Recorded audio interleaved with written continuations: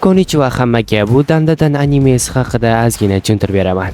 Bu animeda hamma narsa bo'lishi mumkin. Yosh bolani ichiga qanaqadir qari kampir kirib olishi, yoki qanaqadir ruhlar bo'lishi, yoki o'zga sayyoralilar. Xullas, buni komediya jangari animelardan sevgan bo'ladi. Uzoq kuttirmayman. Unda birinchi sezonda hamma qismini boshlaymiz.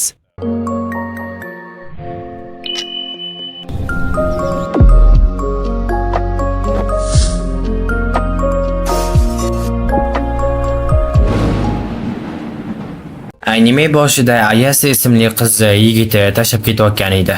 Yana u aytdiki, agar meni tashlab ketishimni xohlamasang, menga pul berasan deb. Keyin Ayase unga "Pasholti" deb turib, u ketgandan keyin yig'lab o'tirdi. Uni dugonalari uni nega yoqtirgan edi deganda bo'lsa, u Ken Takakuraga o'xshashini aytdi. Ken Takakura kimligini bilmayman-u, lekin u ko'proq buqaga o'xshaydi. Ayase yo'lda sudralib yurayotgan paytda sinf ichida bitta bolani ustidan kulishayotganini ko'rdi. Keyin uni yoniga o'tirib, bezorligiga yomon qaradi. Xuddi uni ko'zlarida yana nimadir qilsang o'lasan degandek narsa bor edi. Va ularni so'kib chiqib ketdi. Ha, aytgancha, bu bolaning ismi Okarun edi. Okarun Ayasening orqasidan chiqib, "Bilaman, sen meni sevasan" deb aytdi. Ayase nimaligini so'raganda bo'lsa, u men bilan sen gaplashding shu sababi deb aytdi. Va o'zga sayyoralar Karuchi shunaqa narsalar haqida yengillikdan ko'rsatdi. Ayasening ichi bo'yicha u o'zga sayyoralilarga ishonmas ekan, lekin arvohlarga ishonar ekan. Bunaqa detskilar hali ham bor ekanmi? Bu bilan bittasi ruhlarga, bittasi bo'lsa o'zga sayyoralilarga ishonmadi. Ular bir-biriga isbotlash uchun Ayase Okarun aytgan joyga bordi. Okarun bo'lsa Ayase aytgan joyga. Aytgancha, ozgina vaqt olaman. Animelar. Bilaman hamma animelarga qiziqasizlar. Ha, shuning uchun ham zo'r narsa bordi. Bu haqida tushuntiraman. Ya'ni animelar dinozavrlar davridan beri animelarga ovoz beradi. Men doim yaxshi narsa tavsiya qilaman. Okarun juda ham qo'rqib ketgan edi, lekin arvohlar yo'qligini isbotlashga harakat qilish kerak. U Ayasedan o'zi arvohlarni ko'rganmisan deb so'raganda, u bo'lsa ko'rmaganligini aytdi. Ayase rostdan ham arvohlarni ko'rmagan, lekin arvohlar borligini buvisi aytgani uchun ishongan. Uni buvisi ruhoniy edi va u maktabga borayotganda buvisi aytgan ishlarni qilib yurardi. Hamma ustidan kulgan bo'lganda ham. Eng yomoni bo'lsa, o'sha paytda u yoqtirgan bola ham uni masxara qilgan ekan. Keyin bunaqa ishlarni boshqa umuman qilmaydigan bo'lib ketgan. Okarun yerda qanaqadir qonli oyoq izlarini ko'rdi va orqasiga qaraganda bo'lsa, qanaqadir qari kampirni ko'rib qoldi va oyoqlarini qo'liga olib qochdi. U bor kuchi bilan qochishga harakat qildi, lekin yo'l uzunlashganidan bechora qocha olmadi. Ayase u bilan telefonda gaplashayotgan edi va telefoni ham qanaqadir g'alati bo'lib qoldi. U Okarun yoniga borib yordam bermoqchi edi, bu yoqda o'zga sayyoralilar ham paydo bo'lib qoldi. Endi Ayaseni ham tutib olishdi. Ular Ayaseda qanaqadir tajriba qilishmoqchi bo'ldi. Lekin bu paytda telefonning ichidan boyiga kampir chiqib kelgan edi.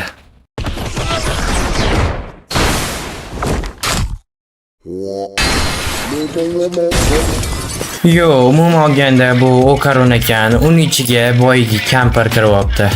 Va Okarunning tanasida kampir o'zga sayyoralilar bilan jang qildi.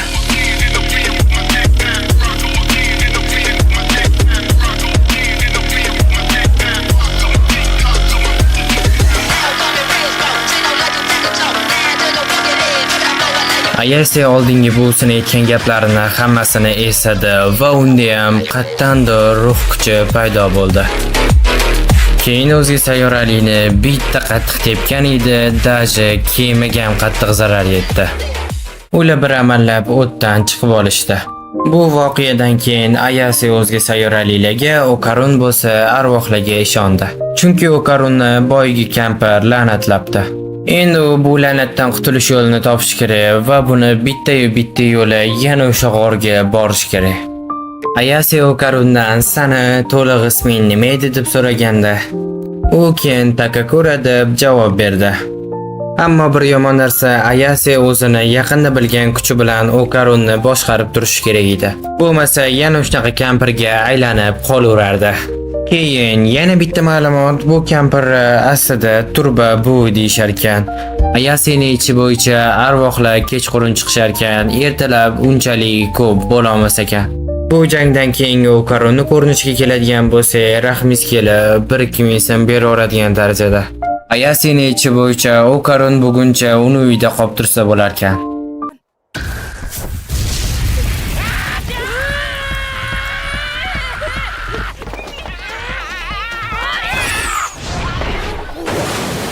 Bilmadim, bu bolani qachondir eshik qisib olganmi?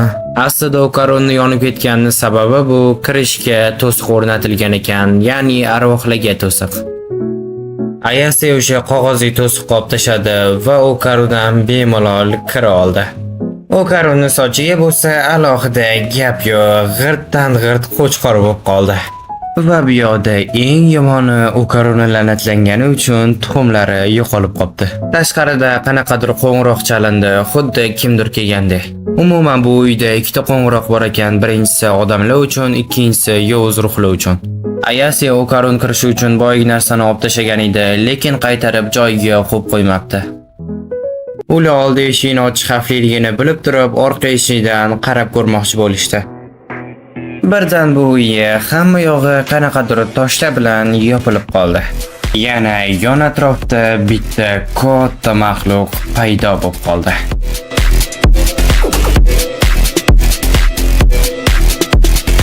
Keyin ular eng to'g'ri qarori qabul qilishdi.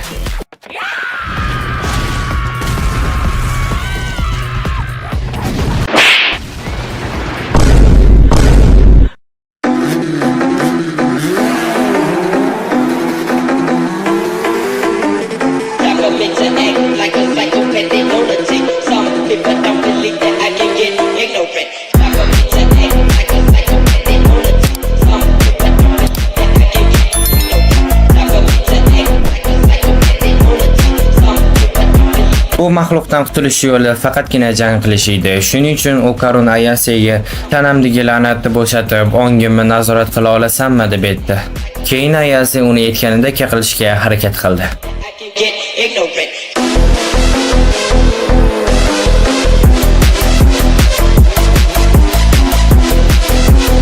Va nihoyat o'sha biza kutgan Okaron keldi. Qoyil maqom, men anchagina kuchli bo'ldim. Lekin sen hali ham obuna bo'lmading. Bo'lmagan bo'lsang tezroq bo'l, vaqt ketyapti axir. Ha, Okaronning gapiga qo'shilaman. Uni nafaqat ko'rinishi, balki gapirishi ham qanaqadir boshqacha edi.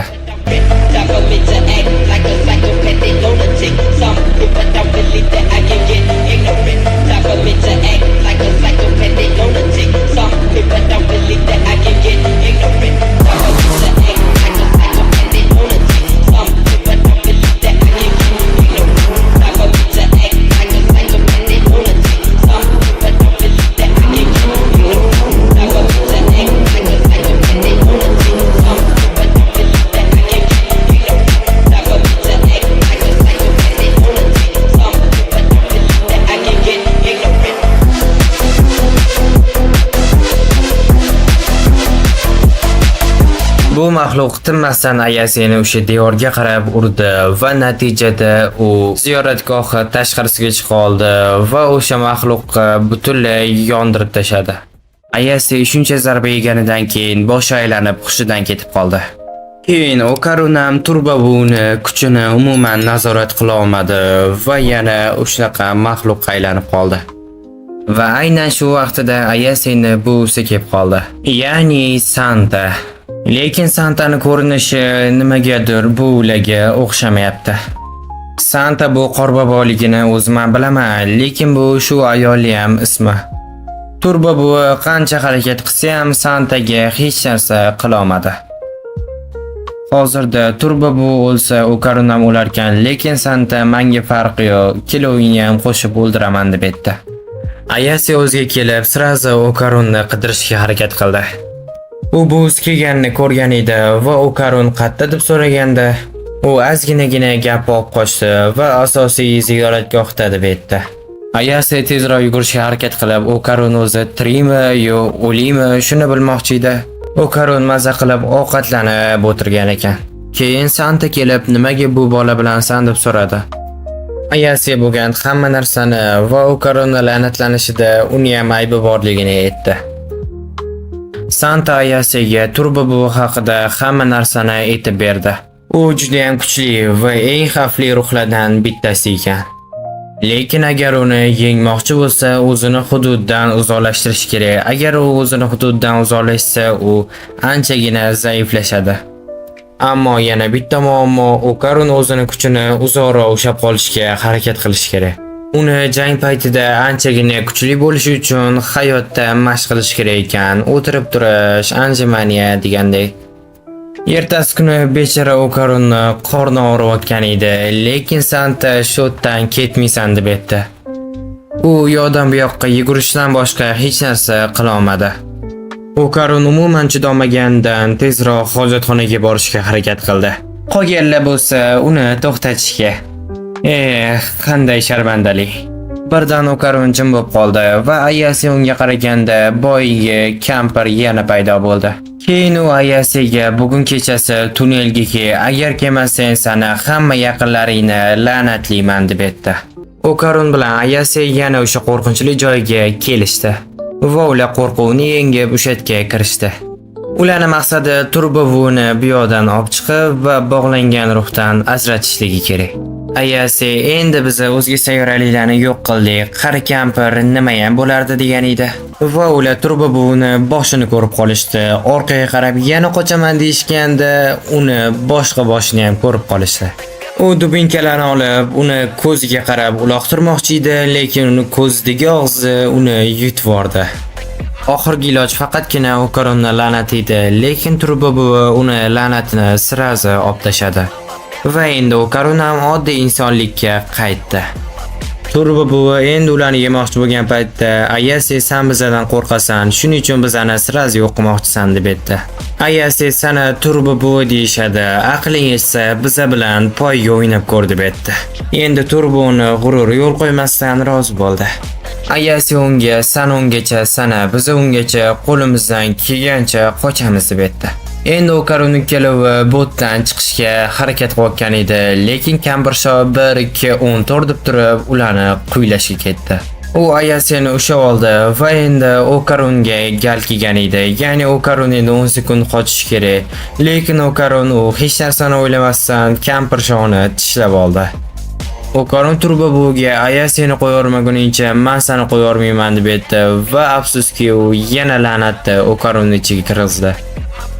Turbo buvi Okarunning ichiga kirgandan keyin Ayase uni bemalol ushlab tura oldi va endi uni nazorat qila oldi. Ular endi xursand bo'lib turishgan paytda kampirshoni bog'langan ruhlar kelib qoldi va ikkalasiga hujum qildi. Ularni qo'ylayotgan qanaqadir maxluq emas, shunchaki katta qisqichbaqa ekan, lekin qisqichbaqalar ham katta bo'lsa qo'rqinchli ko'rinar ekan. Sizlar boshqa animelarda qanchalik zo'r kurash ko'rsanglar, bu animeda qanchalik zo'r qochish ko'rsanglar bo'ladi. Okarun bu joyda Ayaseni yelkasiga o'tkazib olib, kampirshoni kuchidan foydalanishga harakat qildi. Va u juda ham baland joydan oyog'ini vertolyotda aylantirib yerga sekingina tushib oldi. Yoki qattiq tushdi. Lekin nima bo'lsa ham qisqichbaqa ularni itdek quyladi. Ular qisqichbaqaga yem bo'lmasligi uchun qo'ldan kelgancha qochayotdi, lekin oddiy odamlar qisqichbaqani ko'ra olmaydi, ya'ni ruhlarni ko'risha olmaydi. Va yana ruhlar devorlarni buzib tashlasa ham haqiqiy olamga hech narsa qilmas ekan. Ular qochib issiq buloqqa kelib qolishdi va endi issiq buloqda qisqichbaqani suyaklari qattiqlashar ekan. Buni bilgan Ayase uni tepasidagi turbani yordi va undan suvlar chiqib, qisqichbaqa hech narsa qila olmay qoldi. Ayase oldimizda katta qisqichbaqa bor, qo'rib yeb ko'rmaymizmi degan edi. Okarun tomin ketganmi, o'zi zo'rg'a qutuldik deb javob berdi. Ular tashqariga chiqishdi va qanaqadir juda ham ko'p o'lik odamlar ularning yoniga yugurib kelishni boshladi. Bu o'liklarni Turbo buvi vaqtinchaga chaqirgan ekan, ularni yengunicha. Okarun va Ayase Shono shahridan chiqib ketishligi kerak edi. Va u shahardan chiqqandan keyin Ayaseni buvisi bemalol Turbo buvini nazoratga ola olardi. Ular tuzoqqa tushdi va oxirgi umid Okarunni kuchidan qoldi. Okarun bunga bor kuchini sarflayotgan edi. Bundan keyingisiga yana kuchini ishlata olmaydi.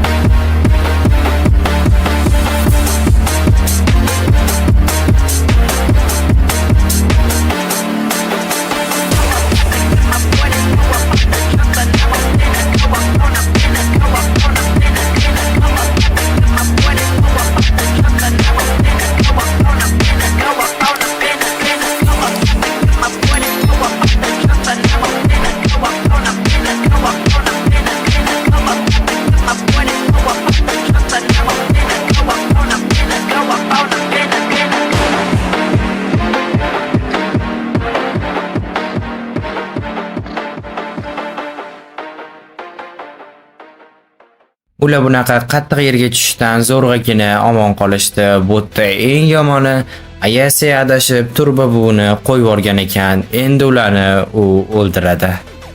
Turbo buvi qisqichbaqa bilan birlashdi va ularga xohlasang yana 10 soniya vaqt beraman, qochib ko'r deydi. Lekin ayni paytda poyezdga o'tgan edi va Ayase Okarunni yaxshilab ushab poyezdga ilinib oldi. Bu poyezd maksimal tezligi 120 km edi, Turbo buvini maksimal tezligi 100 km. Ammo eng yomoni poyezdda har doim maksimal tezligida yurisha olmaydi. Ayase Turbo buvini Shono shahridan chiqib ketmaguncha yaxshilab ushab turdi va bu yoqda uni buvisi tuzoq qo'yib qo'ygan edi.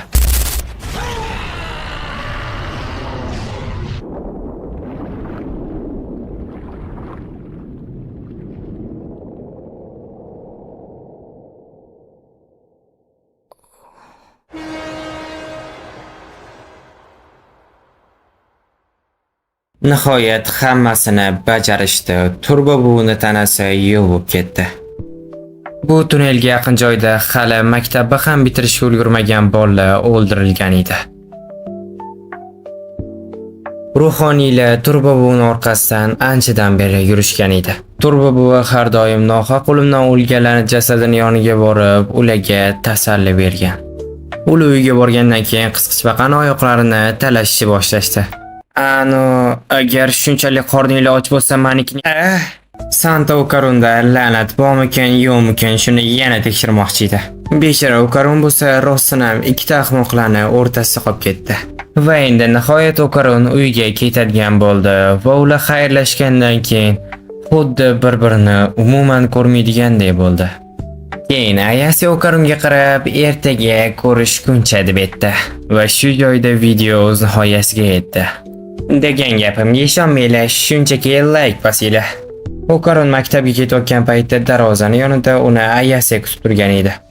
U meni kutmayapti, menimcha shunchaki do'stlarni kutyapti deb o'ylab, uni yonidan sekingina o'tib ketayotgan edi. Va Ayase uni to'xtatib, uni sinfigacha kuzatib bordi. Sinfda uni odamlar haligacha uni ustidan kulib masxara qilishardi. Ular ikkalasi dars davomida juda ham zerikib bir-biri bilan gaplashishni orzu qilishdi. Nihoyat ular shuncha bir-birini qidirib oxiri topishdi va ularni ko'rib qolganlar xuddi sevishganlar bo'lsa kerak deb o'yladi. Va ular bir-biriga ikki dunyoda ham hech qachon seni sevmasdim deb aytib ketib qolishdi. Lekin Okarun hojatxonaga kirgandan keyin nimadir sezib qoldi. Okarun sirasi Ayasening yoniga borib bu narsani aytmoqchi edi. Lekin Ayase sen bilan boshqa gaplashish xohlamayman deb uni haydab bordi. Yo'lda Okarun Ayri ismli qizga turtilib ketdi va u qiz Okarundan xushmuomalalik bilan kechirim so'radi. Va ularni birga gaplashtirayotganini uzoqdan Ayase ko'rib qoldi.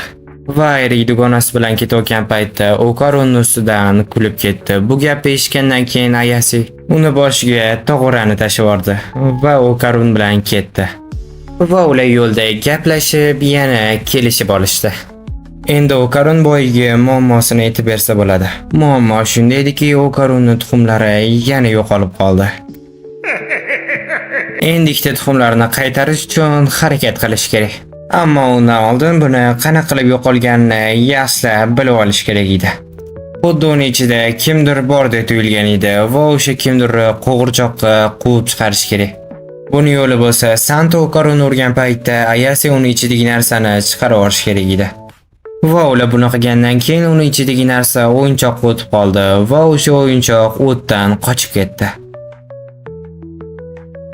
Lekin Ayase uni his qildi va uni qochishiga yo'l qo'ymadi.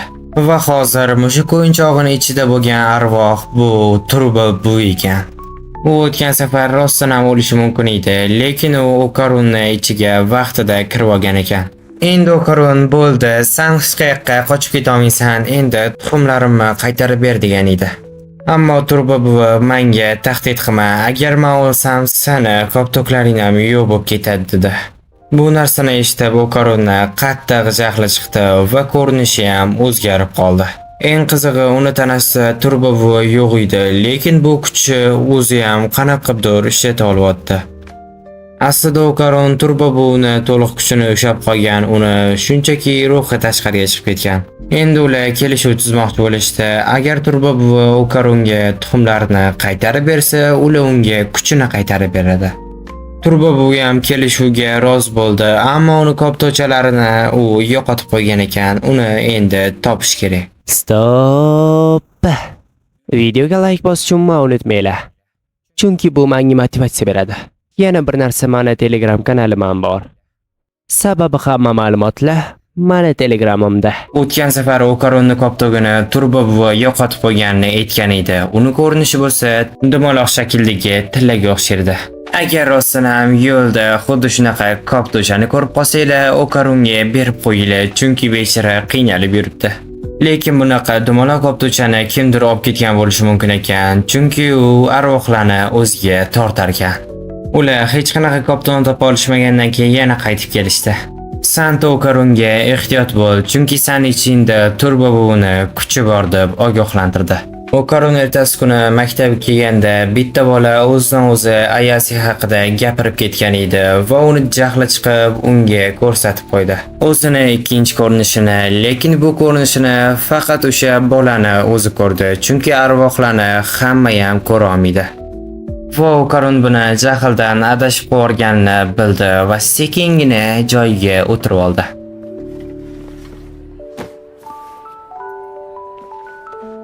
Eng qizig'i, uni pokkasining ichiga Turba buvi kirib olgan ekan.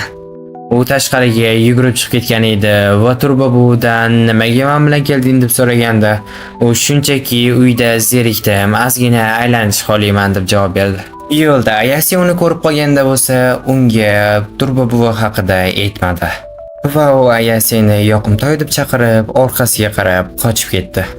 Va Ayase ham uni jahl bilan quylab ketdi. Ayase nega undan Okarun qochayotganligidan hayron qolgan edi va uni dugonalarining aytishi bo'yicha Ayaseni ustidan kimdirlar gapirgani uchun Okarun ularni uribdi. Lekin maktabda qaysidir odam Ayaseni yomonlayotdi, ya'ni yomon gap tarqatayotgan ekan. O'sha odam bo'lsa Ayri edi. U hammaga yaxshi muomala qilardi va shu uchun uni odamlar yaxshi qiz deb o'ylashardi. O'tgan safar Ayrining boshiga tog'ora tushib ketgan edi va shundan keyin bu tog'orani kim tushirganini bilib qoldi. Keyin u Ayase haqida yomon gaplarni tarqatib bordi. Bu yolg'on bo'lsa ham. Aslida oddiy odamlarga bu narsa ko'rinmas edi, lekin Ayri uni ko'ra oldi va shu narsa bir narsani anglatadiki, u oddiy odam emas edi. U tanlangan inson edi. Bu narsani qatdan bilding desanglar, chunki uni boshiga Okarunning chap tuxumi tushib ketgan edi. Ha, to'g'ri. Bu samodan imo ishora. Shuning uchun Okarunga buni qaytarib berish kerak. Sababi Turbo buvi Okarunning tuxumlarini boshqa yoqqa otib yuborgan edi.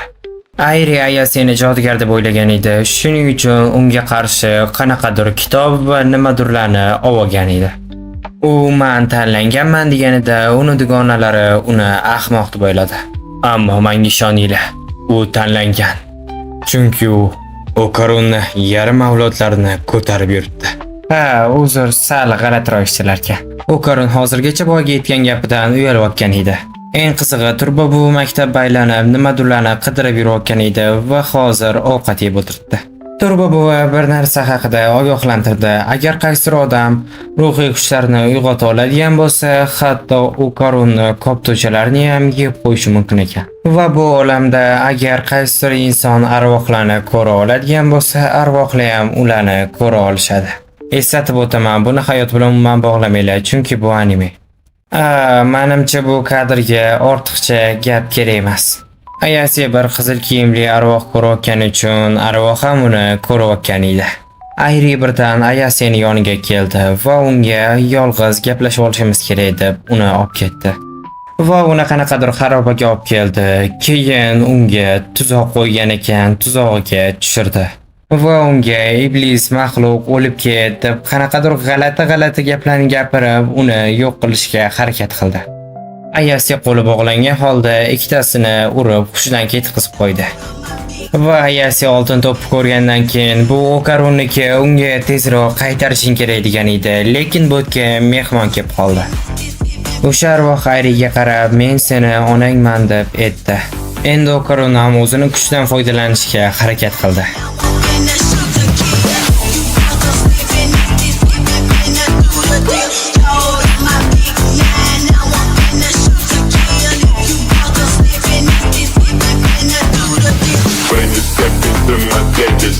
When you out, down, when you step into my danger zone. When you step into my danger zone. When you out, down, when you step into my danger zone.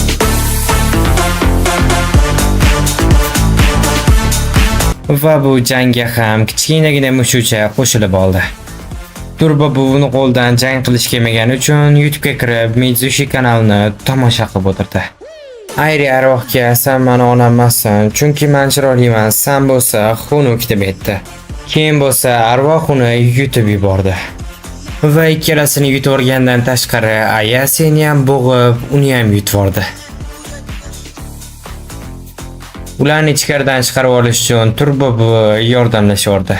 Birdan u yonib ketishni boshladi. Aslida boyagi narsa bu jajgalka bo'lgan ekan. Va keyin o'sha maxluq ichidan uchalasini ham chiqarishga majbur bo'lib qoldi.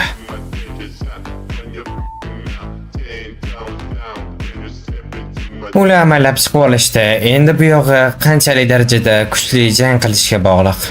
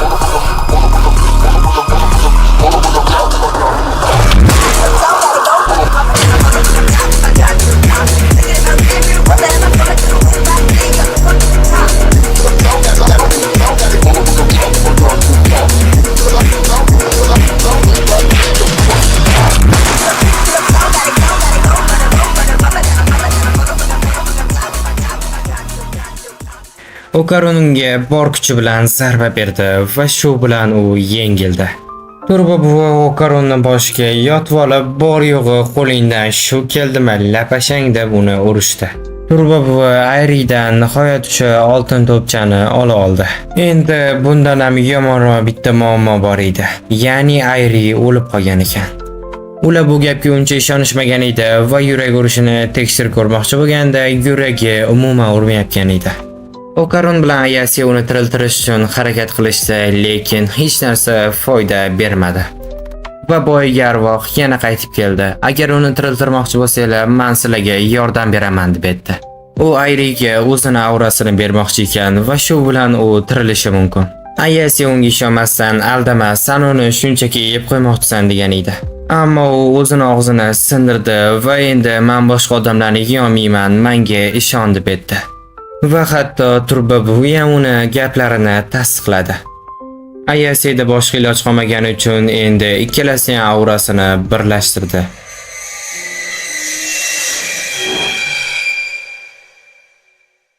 Va endi bizga qizil kiyimli ayollar xotiralarini ko'rsatishadi. U oldin uyda bitta Ayri ismli yosh qizi bilan yashardi. Uni eri bo'lmagani uchun u kulli ishlarni qilib yurardi. U shunchaki qizi baxtli bo'lishini xohlardi va shu uchun mehnat qilardi. U qizini baxtli bo'lishi uchun qo'ldan kelgancha hamma ishlarni qilardi, ammo bir kun uni odamlar juda ham qattiq urib, uni qizini undan tortib olishadi.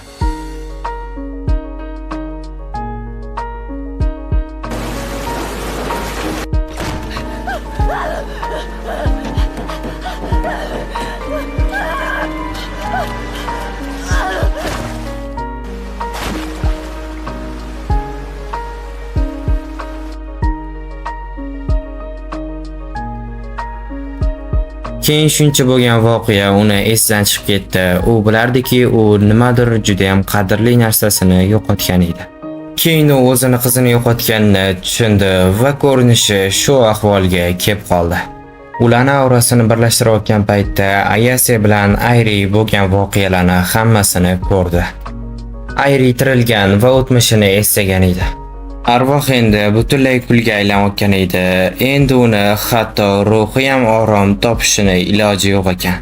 Va u boshqa ayollar farzandi bo'lgan edi, sen baxtliroq bo'larding deb undan kechirim so'radi. Keyin Ayri uni yaxshilab quchoqlab, "Men shundoq ham baxtli bo'lgandim" deb aytadi.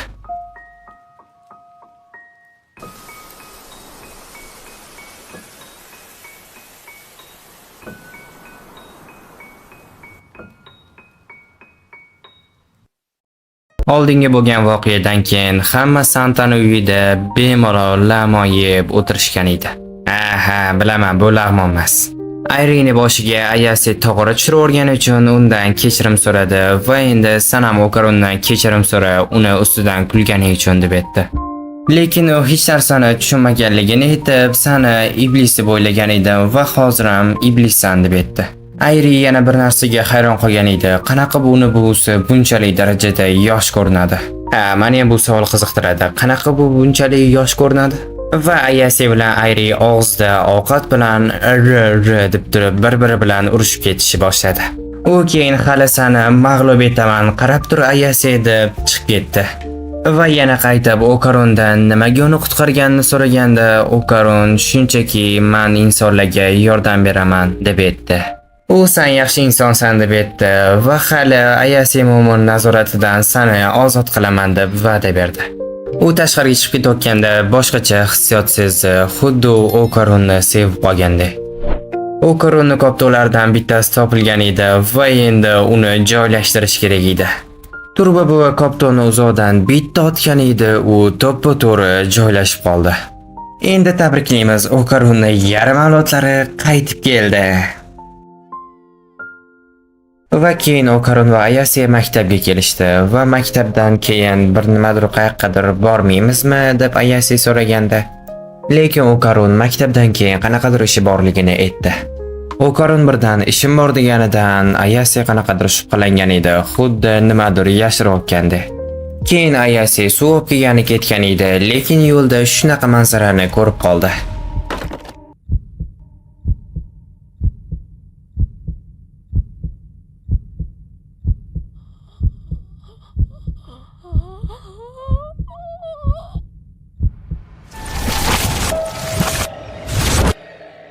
Xo'p, demak bu voqeani tushunish uchun ozgina o'tmishga qaytish kerak. Okarun maktabga chetroq joyga o'tib, o'zi mashg'ulotida, ya'ni kuchini boshqarish uchun ko'proq mashq qilish kerak. U yana bitta koptovni topish kerak edi va unga bu motivatsiya berib, polni mashq qildi. Lekin negadir birdan uning yoniga Ayri kelib qoldi. Va u Okarunga yaqinlashib,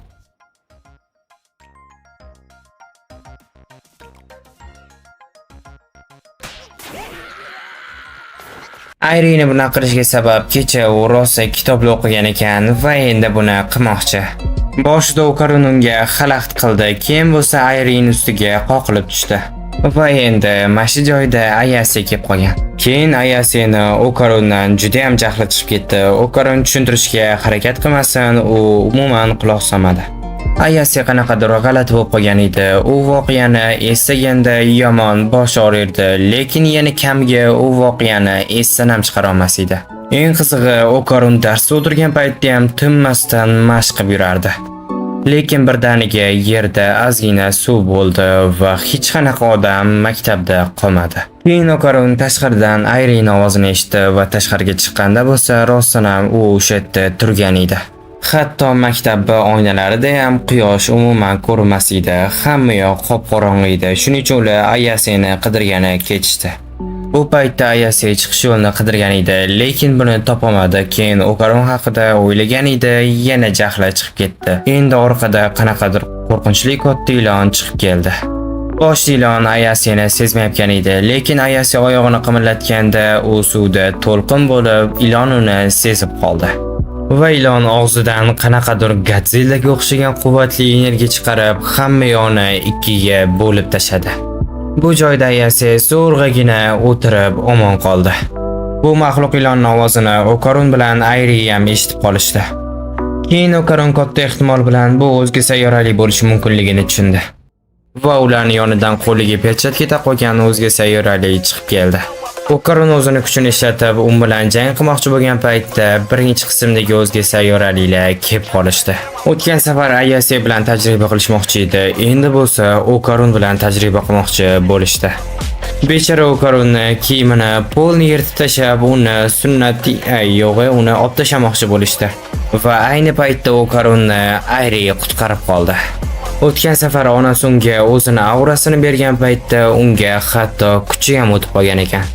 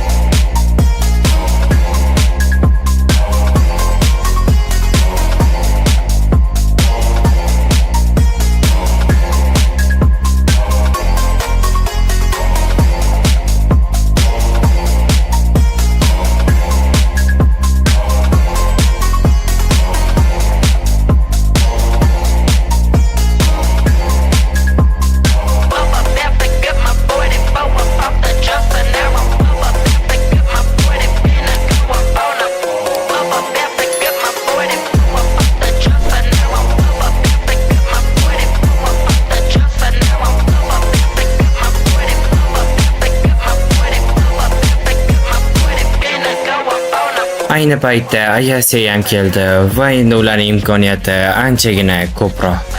Va nihoyat endi ular jiddiy jangni boshlashdi. Va endi jiddiy jang tugab qoldi.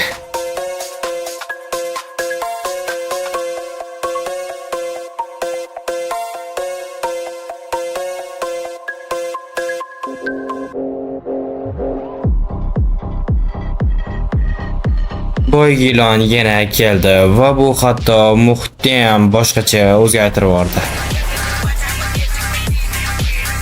Turbo buvini kuchi bilan Okarun hatto suv tagida ham bemalol harakatlana olishi kerak edi. Lekin u qanchalik tez yugurmasin, bu suv tagida hech qanaqa ahamiyat bermadi. Ayasega bitta fikr kelib qoldi. U Okarunni o'zini ruhiy kuchi bilan itarib boraveradi va shunda Okarun juda ham tez bo'lardi.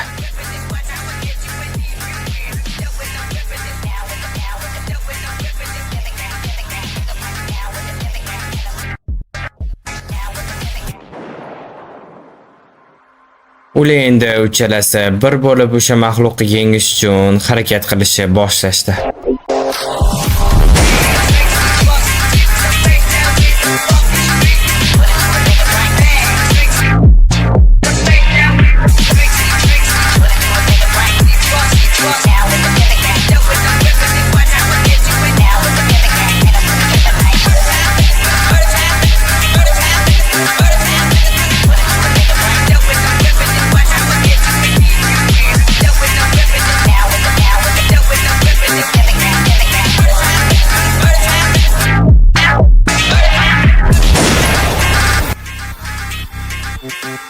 Oxirida Okarun o'zga sayyoraligiga bor tezligi bilan juda ham qattiq urildi va endi u yorilib ketdi.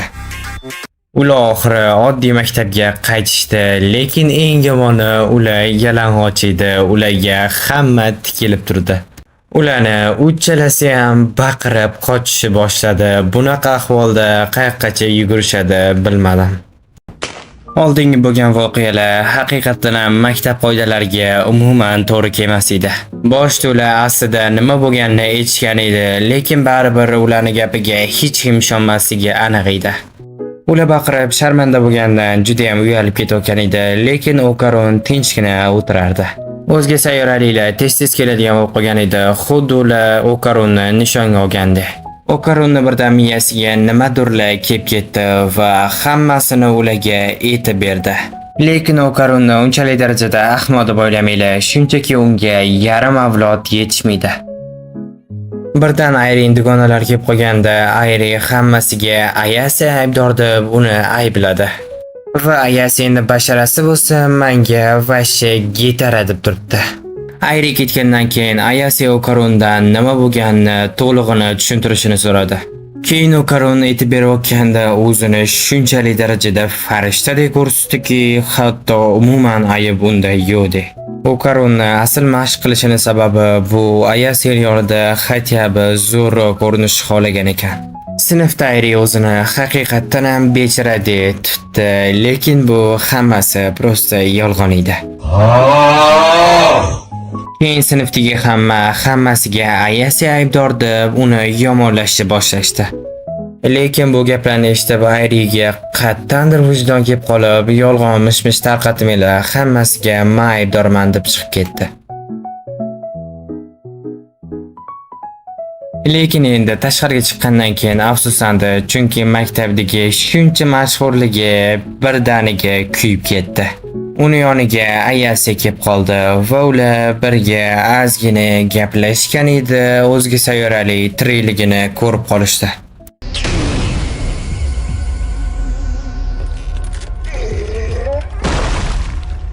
O'zga sayyoralik hushidan ketdi va Santan uyida uyg'ondi. Va u qaragandiki, uni yaralarini davolab qo'yishgan ekan. Va hatto unga ovqat ham tayyorlab berishgan edi. Bunaqa yaxshilikni ko'rib, u ularga yig'lab rahmat etdi. Va u ozgina vaqt o'tgandan keyin o'zini dardlarini aytishni boshladi. Buni ham o'zini alohida qanaqadir sayyorasi bor ekan. Va bunaqa mavjudotlarning tanasi qanaqadir narsalar bilan kuchli bo'la olar ekan, lekin zaiflar bor yo'g'i zaif bo'lib qolib ketishar ekan. Lekin bu mavjudot ular orasida zaif bo'lgani uchun endi uni o'g'li o'lib ketishi mumkin va uni zaifligidan uni xotini ham o'lib ketgan ekan. Va agar uni o'g'li tirik qolishini xohlasa, ularni qonidan kerak bo'lar ekan. Unga shuncha yordam berishgani uchun rahmat aytib, endi ketayotgan paytda uni Santa to'xtatdi. U bir narsani aniqlagan ediki, boyagi oq suyuqlik uni qon edi va o'sha qon aslida sut bo'lib chiqdi. O'zga sayyoralik o'sha sutni yaxshilab ichgan edi, u rostdan ham haqiqatan uni qoni bilan bir xil ekan. Va shu sababdan endi o'zga sayyoraligiga bitta sigir berishdi va bechara sigir endi o'sha yerga boradigan bo'ldi.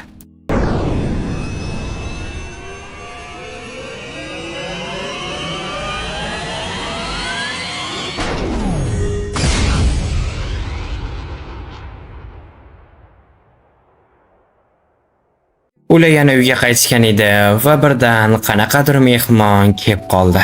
Uning ismi Gigi va u Ayasening oldin do'sti va birinchi sevgilisi bo'lgan ekan. Va eng qizig'i u endi Ayase bilan birga yasharkan. Sevgidan kuygan va bitta tuxumdan kuygan Okarun.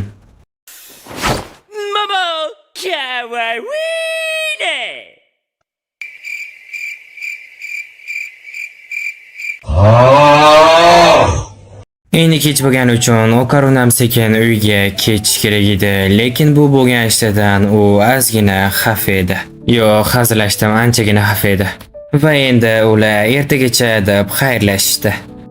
Aslida nega Jiji uyda qoldi deb hayron qolgan bo'lsanglar, sababi u o'zi arvohlarni ko'rishni boshlabdi. O'rta maktabni boshlashdan oldin Jiji oilasi bilan tog'ga ko'chib ketgan edi. O'tdagi uy rostdan ham katta va yaxshi edi, lekin negadir o'tdagi muhit va boshqa narsalar sal g'alati edi. Va Jiji qanaqadir qo'rqinchli maxluq ko'rgan edi, ya'ni o'sha arvoh. Ammo uydagilarga aytganda, uydagilari umuman bu narsaga ishonishmagan edi. Va yomoni, u uyda u har kuni o'sha maxluqqa kechasi ko'rardi. Uni oilasi ham bu narsadan aziyat chekishi boshlagan edi. U 5 ta qanaqadir olimlardan o'sha arvohni uydan haydab chiqarishligini so'ragan edi. Lekin u 5 tasidan 3 tasi o'zini joniga qasd qilgan. Va Jijini oxirgi umidi Ayaseni buvisidan. Aslida meni fikrimcha, umidda o'zgarish kerak. Ertasi kuni Jiji Ayaseni sinfiga kelib o'qishni birinchi kunni boshladi. Hozir Okarunning miyasi nima bo'lganiga juda ham qiziqardi. Va Okarunda bitta fikr bor edi. Jiji Ayase bilan Polni birga bo'lishi mumkin va endi Okarunni esdan chiqarib qo'yishi mumkin. Yoki undan ham keyinroq.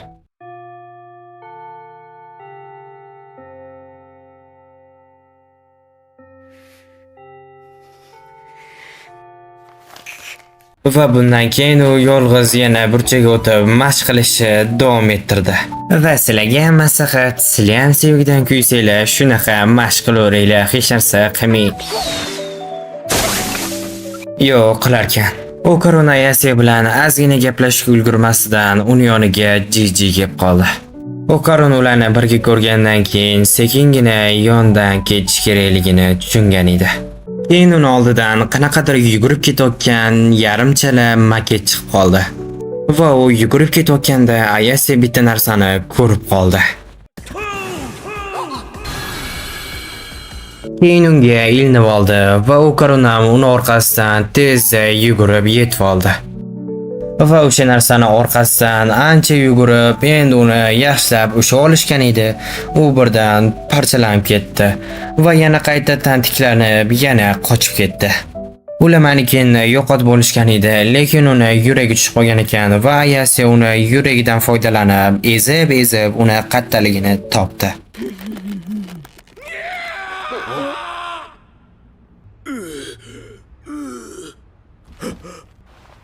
Va aniq bo'lishicha, u shuncha yugurganning sababi u sevgilisini yoniga bormoqchi bo'lgan ekan. Romantikani qaranglar, daji musorga tashalgan bo'lsa ham shunda ham uni sevarkan. U maket qiz meni tashlab ket, bo'lmasa sanam chiqindiga aylanishi mumkin degan edi, lekin u hech qachon seni tashlab ketmayman deb va'da berdi. Bu gaplarni eshitgandan keyin Okarun juda ham hayajonlanib ketdi va endi nima qilish kerakligini tushunib yetgandi. Va ular bu maniken qiz Santani uyida qolishi uchun iltimos qilib yolvorib so'rashdi. Va Santa buni o'ylab turib, keyin rozi bo'ldi. Boyagi maniken bola bo'lsa, kimyoxonasiga qaytdi, lekin ora-orada u qizini ko'rgani kelib turar ekan. Va boyagi yaltiragan narsa keladigan bo'lsa, bu Okarunni avlodlari emas ekan, u oddiygina yaltiroq koptok ekan. Va endi Jijini muammosini hal qilish kerak edi, ya'ni uni uydan arvohga chiqarib tashlash. Okarun Jiji bilan Ayaseni o'tga yolg'iz ketishligini xohlamagan uchun ular bilan birga ketishga qarshilik qilmadi.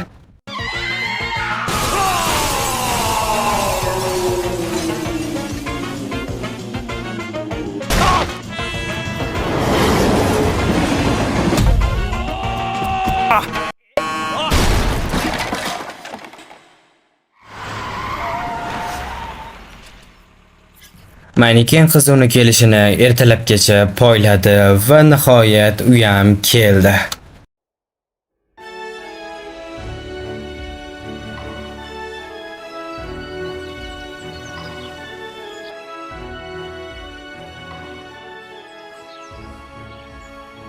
Xullas, shunaqada. Bugun ular Jijini uy tomonga ketishayotgan edi. Okaron yo'l bo'yi ularni ikkalasini bunaqa birgaligini ko'rib ketishi xohlamas edi va o'zini ko'rsatishga harakat qildi.